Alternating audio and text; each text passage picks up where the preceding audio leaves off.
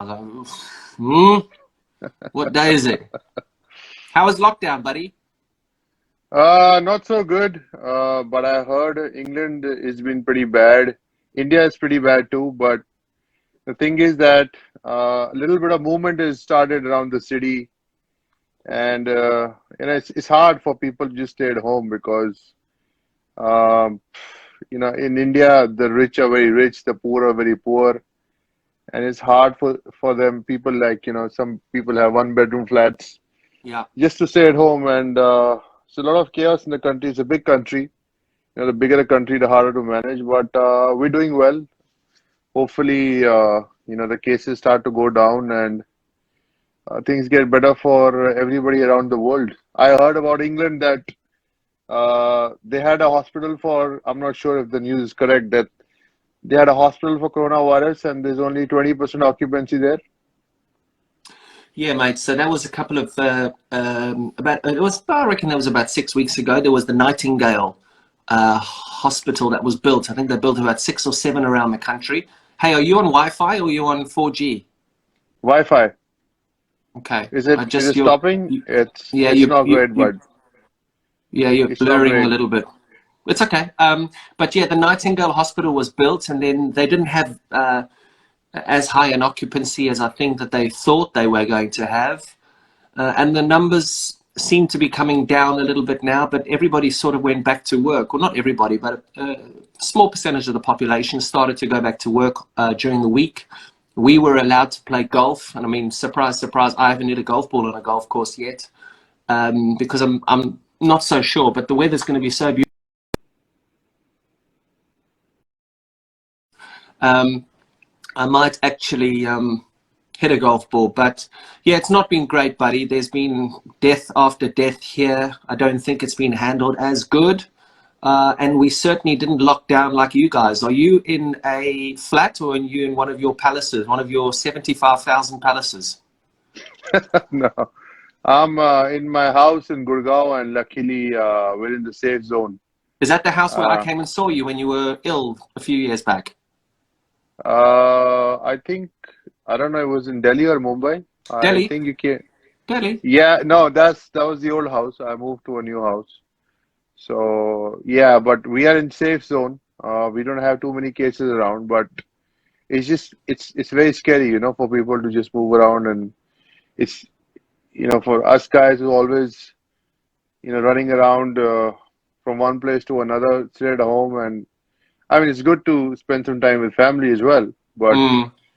it's just really hard, you know. What are you I missing? mean, What are you missing most about being out and about? Because I've actually really enjoyed the fact that I've been at home all the time. I've not had any issues at all, to be honest. I've not left my house apart from a couple of bike rides in 8 weeks, dude. I've yeah, yeah, absolutely loved it. yeah. I mean, your palace because you have a big playground and you run around, you play golf and you play football with your kids. So you're not bad at all. No, and It's I really a bad appreciate that, and outlet. I understand that. But I'm Yeah, just talking from my perspective. You know what I mean? It's like from my perspective, I've actually really enjoyed absolutely. it. I know there's a lot of people that are on in the same boats, but um, have you got you've got a garden and stuff there, don't you? Yeah, I mean, it's more like a flat. We got 4 floors, but you can't really run around. It's hard to go for a walk, and it's just a lot of fear. Mm. It's so you just like not able to get out. But as you said, you've spent a lot of time with your family. It's been good for you. It's actually been good for me as well because I've spent a lot of time with my wife, and my mom and my younger brother at home. So we've been working it out, and it's been actually good for us spending time with the family because when you're in the park, you spend years and years playing cricket, and you miss so many festivals. You miss so many things celebrating with your family, and you actually realize those moments now when you're in lockdown with them. That's what Virat was saying because he said to me on the same Instagram live. He was saying that it's the most time that he had actually spent with Anushka because, as you know, the circuit that we get on when we are playing and broadcasting, whatever, you hardly ever see anybody. You're just boom, boom, boom, boom, boom all over the place, aren't you? Yeah, exactly. I mean, you know, when you stop cricket and you did a lot of commentary, probably in certain tournaments. And when I see my senior cricketers like Rahul, Saurav, and Viru and Lakshman doing commentary all the time, I was like, I don't get it. You've been on the park for 15, 70 years international cricket. Then you played 10, 6, 7 years of junior cricket. And now people are again on the park commentating the whole day, sitting in a test match, especially. I don't know. I have no chance that, after playing for so many years, sit and talk about cricket and before I take a break. Come and join me in the studios in Star. Come and join us in the IPL. Come and commentate with us, man. Come on. It's fun, dude. It's literally you're going to be watching the game anyway. Why you recently retired? Why can't you come and sit with us and have a laugh? The same way we're having a laugh now. It's not like playing, dude. No, I definitely look forward to that. I just thought that, it's been a lot of years in the park. I'll take a break for a year and probably do certain tournaments where it makes sense for me to do it. Probably, join with, great players like you and Brian and, you know, learn a lot about commentating as well. Because I'm not really right now, I'm not really sure how I will do as a commentator. So I think it's going to take time for me to be in that mindset where I'm going to come on television and talk about cricket. So probably learn from you guys a bit. Yeah, but the thing is, the key to commentary is what you say. Yes, it is about the articulation of how you say it, but it's what you say and your relevance to the game. Yeah, Being recently retired, knowing exactly what the Mumbai Indians, for instance, are saying yeah, about death bowling, you can bring so much more experience and so yeah, much more knowledge to the viewer about yeah, how the Mumbai Indians bowl at the death than any of us could. I mean, I'm 2 years retired now. There's a lot of guys there that are 20 years, 25 years out of the game, and it's that freshness of your idea to tap into exactly how the players are thinking these days. I mean, you don't have to be a motor mouth and go. You just right. This is what's happening. This is how it's happening, and people guide you through it. I mean, actually, in the commentary world, the guys are such nice people, lovely people. yeah. I mean, once you retire, they all are nice. They don't have Exactly. anything to say to you because they said on the field all these years. So I guess there's a problem. Yeah. So yeah, I understand what you're saying. I understand. Experience would be great, but I just thought I'll take some time off from the game Yeah. and spend some time with my family and hopefully become a father and then probably come back on the park. So I just don't want to hurry myself where Sure. I just come back and you're like, oh, again I have to talk about cricket. So How old are you probably now? you don't want to ask that once somebody's retired. I'm 38. Yeah, I'm 40 next month. Yeah, I mean it's one day you're gonna be 100, I'm gonna be 98, so we're gonna look the same. Yeah, yeah. I'll get to my 100 before you, like I always did. Oh yeah, you got too many of them, bro. You got too many. Yeah, because I wasn't facing your rubbish as often as you wanted to bowl to me. Oh Listen, yes. a Yeah. part of your email address was once upon a time it had pie chucker in it, didn't it? It's still my email address. I remember when you made that statement about my bowling, first of all, I didn't feel bad. I actually laughed because I always looked at my bowling like that, but you actually put it right in words and how you felt facing me. That it actually comes out like a pie. So I laughed so much because over the years I would not put it into words. And I was like, everybody said, "Oh, you bowl really well." I said, "No, I'm a part-time bowler." And when you put my name as Spycheck, I'm like, "Yes, that is what my bowling is." And exactly, I made an email of, I won't say the email live on Instagram, but I still have the pie checker email, and all my friends mail me on the same address, so I still have it. It's my favorite email address. Really? Yes, How cool's that? it is. I think it's a lot of my friends. Every time I meet them, they call me, "Hey, pie checker, what's up?" I mean, that, So that's that's a, it's a pretty cool thing. But I mean, did you run in bowling to me thinking, I'm going to just knock him over. Any ball now, I'm going to knock him over. the other thing is that when you know somebody hits your bowling, they don't want to get out to you. Yeah. And in that Yeah. fear, even if they want to hit you, they block you. So I know you were like, I'm gonna hit this guy out of the park, but now we I three down. can't I get gotta out to like, him. I can't get out to him. So I think that was more of the fun. And I think we played against India just after we had played against Bangladesh or toured Bangladesh, and every freaking bowl. I think every person who served me room service was a left arm spinner. Every bloke who drove the bus was a left arm spinner. Then we had Shakib Al Hasan, and we had Uh, freaking every single bowler of theirs, apart from one seamer, was a left arm spinner. And then I had to come. So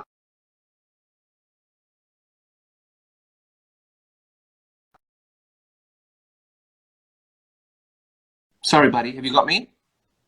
yeah, you were saying you failed a couple of times to Well, spin. I failed a couple of times against Bangladesh, and Yeah, then obviously, as you know, you've just mentioned that the media start to. He's got a yeah, problem. He's exactly. got a problem. He's got a problem. Yeah. And then I turned up against your muck, and I was like, oh my goodness! Now, if I get out to Yuvraj, I just don't. I actually don't even think I can do a press conference. And then I think I was just so cross in one of the press conferences. He bowls pies. He bowls absolute pies: chicken and mushroom, steak and kidney, vegetarian options. They all come out. Yeah, I think it was hilarious. But I mean, you might have come from Bangladesh. I think you scored a great 100 at Mohali. And I remember because I had got you out the previous test match, Mahi got me in with a new ball just to, irritate you. Yes. And and I remember you wanted to hit every ball out of the park, but you were just like, you know what, I don't want to get out to him. And you just knocked it around, and he just got 100. So I think you were smart there. You know how stupid this is, right? I went and played a charity game in South Africa in January this year after the Newlands Test match, after England played against South Africa. I finished playing cricket in 2018. We played an England team versus a South African team, like ex-players. Graham Smith was Yeah. captaining the South African team. They had Callis, Boucher, I don't know who else. Can you believe it, dude? I walked out to bat at 3 or 4. Graham Smith said, come on, you bowling. And I was like, oh, guess what kind of bowler he was? Bye, Chaka. A fucking left arm spinner. I was like, oh my goodness. It is still haunting me. Yeah, you don't like to face pies, I know that. But Still, I think still haunting me. no, but I think uh when you started reverse sweeping and when you started switch hitting, I think you were probably one of the very few guys who started to switch hit. Uh Obviously reverse sweep is something a lot of players do really well. So does AB de Villiers. Do you think it actually helped you counter spin better? Mate, the Because I problem, remember, sorry, I just want to cut you there because I remember you were batting on the 90s against Sri Lanka, and I think Dilshan was bowling over to you, and yeah. you were reverse sweeping him, and they got irritated and they were stopping the game, and you kept on reverse sweeping him. So you think that it really it helps to count, it helps to play spin better? Mate, well, you swept as well, didn't you? You swept prolifically. The one thing that completely messed me was DRS when Alim Dar gave out Sachin Tendulkar in Nagpur in a test match against Monty Panesar. And then we all looked at it and we were like, that's a great wicket. Panesar's just got out Tendulkar, but he was on the front foot. So Yeah, how all of a sudden are you now starting to give LBWs off the front foot and they start tracking and Hawkeye tracked it onto the stumps and that's when it changed, when umpires started giving decisions on the front foot. And I was a big guy, so same as you, quite tall, big stride, and I was able to hit the ball through the leg side, bang, bang, bang. If I got hits on the pad, it was no problem. I then had to change the whole way I played, and thanks to our great buddy Rahul Dravid, who helped me change the way that I played to start hitting through the offside. I never really played the reverse sweep or the switch hit against left arm spinners because you guys rolled the ball onto the stumps. You know what I mean? Hmm. So you Yeah. started you, Vittori, Shaka Balasan, um, Doherty from Australia, Paul Harris, South Africa. You guys just rolled it onto the stumps because of DRS. But the off spinners and the leg spinners, then I could have a bit of a ding dong. I wanted to just quickly move on to the toughest time in your career when you conquered cancer. How tough was that for you, mate? How I mean, I know I came and saw you when you were struggling in Delhi when we were on that tour. Um, that must have been the lowest moment of your family's life, huh? Yeah, definitely. I think it's something that you can't really always express in words like what the moment was. And unfortunately, the moment came when I was probably in the peak of my career, and we had just won the World Cup. I had to get to play.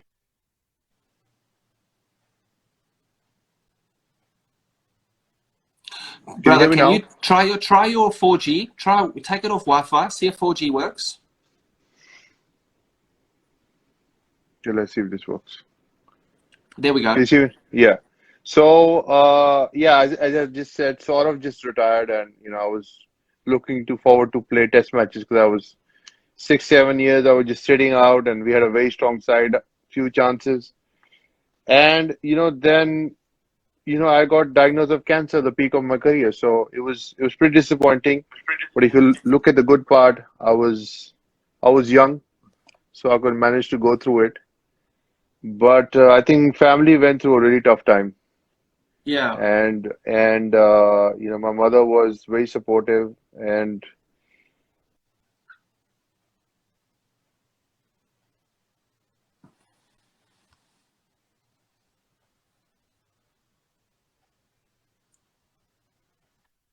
motivated for me to come back as well, Mm. because I thought that what I'm going to look forward to when I go back. I think it was reading a lot about Lance Armstrong really motivated me.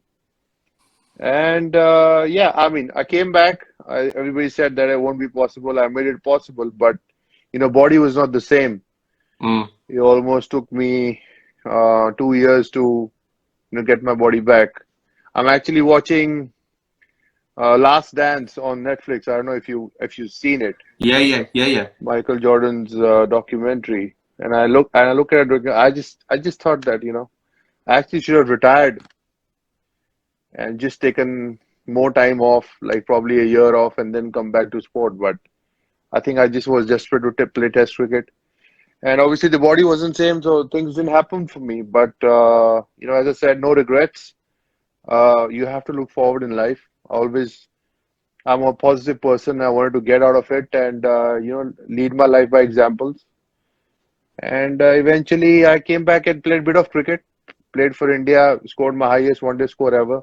Yeah. So if you look at those positives, it's not bad.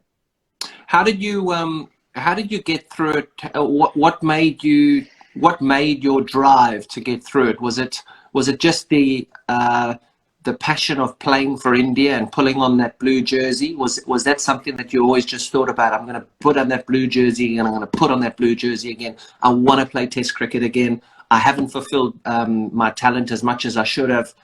Was that your driving ambition? Absolutely. I think pretty similar thoughts that, I want to get back on the field and I want to, do it again. And, I'm not going to be that story where this guy gets diagnosed of cancer and he's about to die, but he saves his life and that's it for him. Because I was reading about other players who went through it. I wanted to be somebody like Lance, come back and win in big ways. But obviously, then you read Lance's story and then you understand that, oh, okay, maybe without this won't be possible. So, yeah, I mean, there's still a lot of motivation for me in there, but I just didn't want to be that story where, guys, I'm sick, my body's done, that's it for me, all the best. I was not that guy. I always wanted to, had that challenge of getting up and in tough times. And that's what I've actually learned from cricket. Actually, cricket has made me a better person, and from the ups and downs in my career, I've learned to bounce back. Yeah, and I think the nice positive um, message that has come out of this is the fact that sportsmen can unite, can't they? So it doesn't matter who you played against, when you played against them, in what country they played for. You can still support each other, because I know you got a lot of support from all your players and all your competitors, whoever played in for England, the West Indies, Australia, Pakistan. I mean, a life is a life, right? So Exactly. there's a lot more important things out there. Yeah, absolutely. I think people understand that about humanity, that end of the day, we all humans. And Yeah. in times like today, we need to support each other. We need to help Yep. each other. So I Yep. think I had a lot of love and support from all you guys and different players from different countries, and I think it made me feel special. It made me feel that I've done something good in my life, and probably that's the reason why I have so much of goodwill from a lot of other people. Mm. And move forward in life. I pretty much everybody in their career uh, has a lesson. It comes at a time where you need to decide what's next. Yep. So I think, like, when you were at the brink of your career, I felt, you were 34, you could have played another 4 years because you went off field being the best. But Mm. I think, it would probably, that's what I want to ask you as well. What was going in your mind then that, this is it? Do I want to play more or I'm leaving at my best? So, these are times where you are left alone in your mind where you got to take that decision to move, carry on. Yeah, and it's tough, isn't it? I think people have to understand that sportsmen have emotions the same way as everybody else has emotions. Uh, I think what people don't take too seriously is how much it affects families Yeah, when players are under pressure. So you talk yeah, about the way your mother helped you through that, and I remember it very well. I remember coming to see you at your home and stuff when you were really struggling, and your mother was there for you. She was your rock. And yeah, what people don't realize is it's very easy to take Yuvraj Singh down, or take me down, or take whoever down. But when you're taking that person down, you are taking down their whole family and all their friends. And some absolutely. family members actually don't know how to deal with it because they love you for who you are. They don't care that you score hundreds for India. You wore that number 12 shirt with absolute pride. They don't care about me wearing 24 for England and scoring test hundreds at Lords. They didn't care. They care about the person, and they care about the individual. So a lot of these journalists, and a lot of the way that people do get taken down, I don't think there is enough consideration for how much it affects families.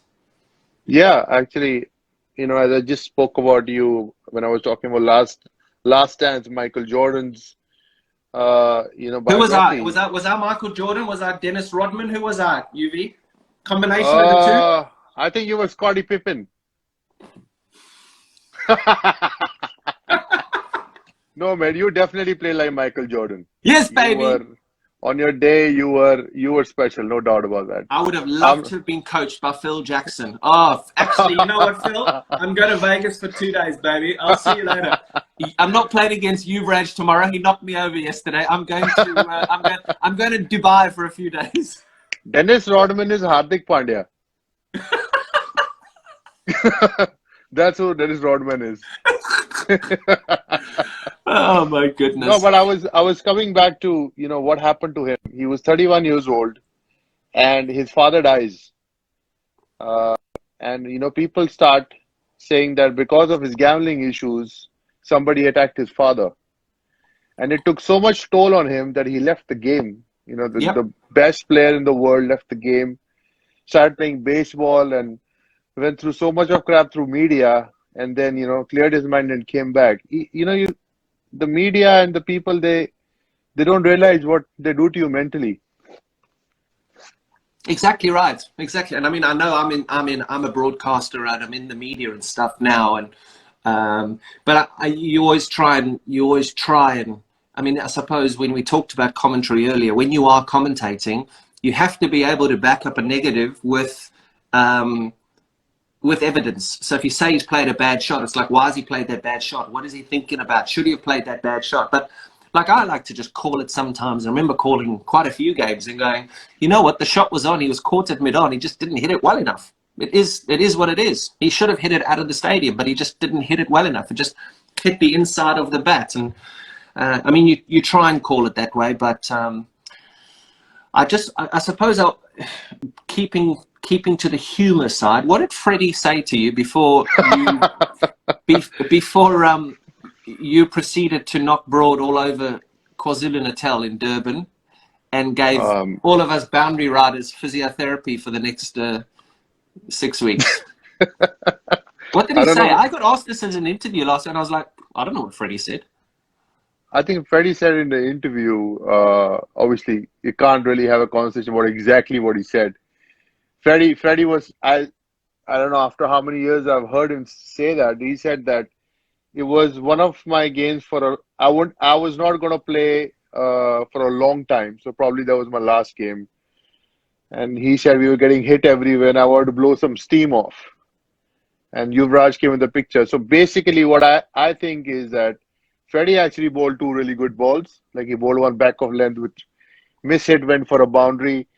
And he bowled a Yorker outside of stump, which I was able to hit for a boundary.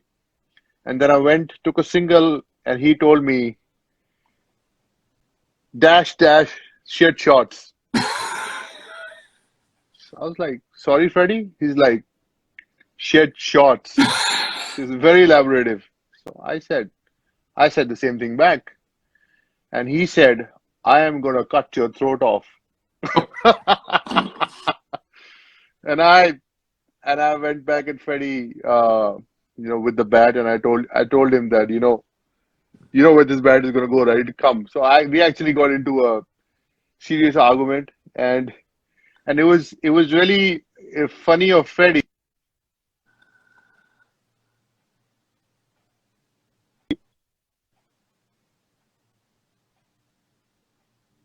Oh, we're losing you.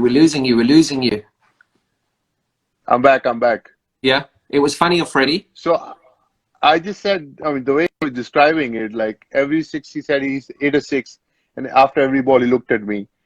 And then, I mean, the way he explained it was really funny. I remember, obviously, I was so angry, and when I hit Brody for 6 sixes, the first look was to Dimitri Mascarenhas, and the second look was to Andrew Flintoff. Because I remember Dimitri hitting me for 5 6 in the last of our Oval game. You remember that? At the Oval, so yeah. I was like, the monkey is off my back.